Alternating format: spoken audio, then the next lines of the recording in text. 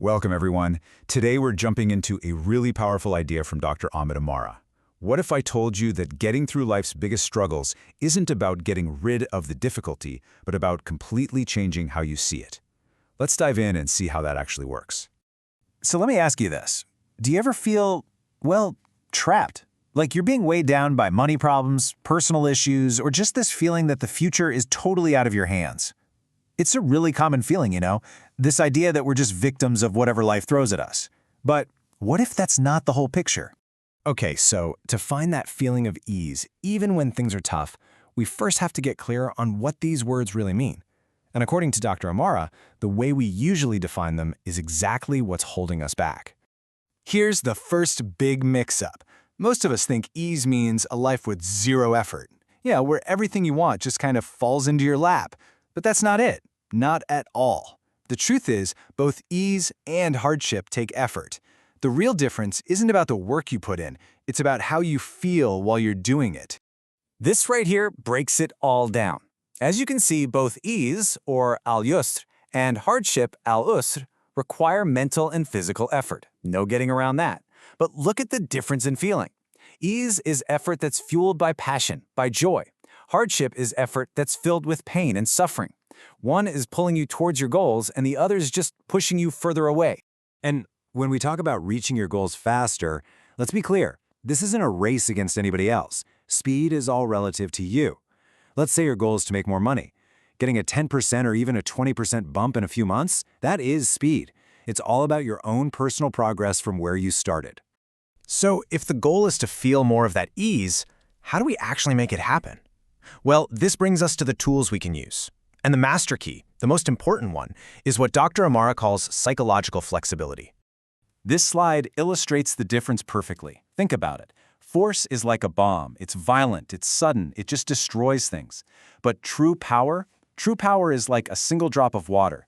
It's gentle, it's persistent, and over time, that gentle persistence can wear away solid rock.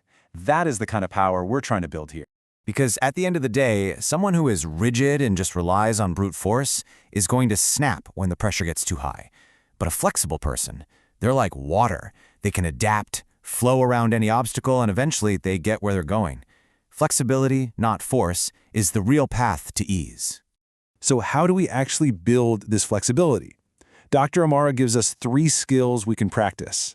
First up, the mental gym. You treat emotional pain like a workout. Yeah, it's uncomfortable, but you're building strength. Second, change perspective. When a problem feels massive, you mentally shrink it by focusing on all the good things you have. And third, embrace opposites. You mentally accept the best and the worst thing that could happen. That way, fear loses its grip on you. Now, this brings us to the next big idea. Once you've got this flexibility, the most powerful tool you have is your attention. Where you choose to put your focus literally starts to shape your world. Dr. Amara tells this fantastic story about it. He was in an airport, and it was just chaos. Packed with people, long lines, stress everywhere. All he could see and feel was hardship. It was completely overwhelming. But then, right there in the middle of it all, he made a choice. He decided to stop focusing on the massive crowds and instead deliberately look for the little pockets of empty space between all the people, the tiny slivers of ease inside all that hardship. What he was doing was applying a universal law, and it's the whole point of this section. What you focus on expands. By putting all his attention on that little bit of ease, he started to feel more of it, even though nothing around him had actually changed. And this is where the story gets really amazing. He kept doing this every single time he traveled. And over a year, something that seemed impossible started to happen. His reality actually began to shift. He'd show up to airports, and they would be genuinely, almost magically empty. His focus didn't just change how he felt, it seemed to change his actual reality. Okay, so how do we take all of this and use it to take our own first step? How do we move out of that feeling of hardship and into ease, starting right now?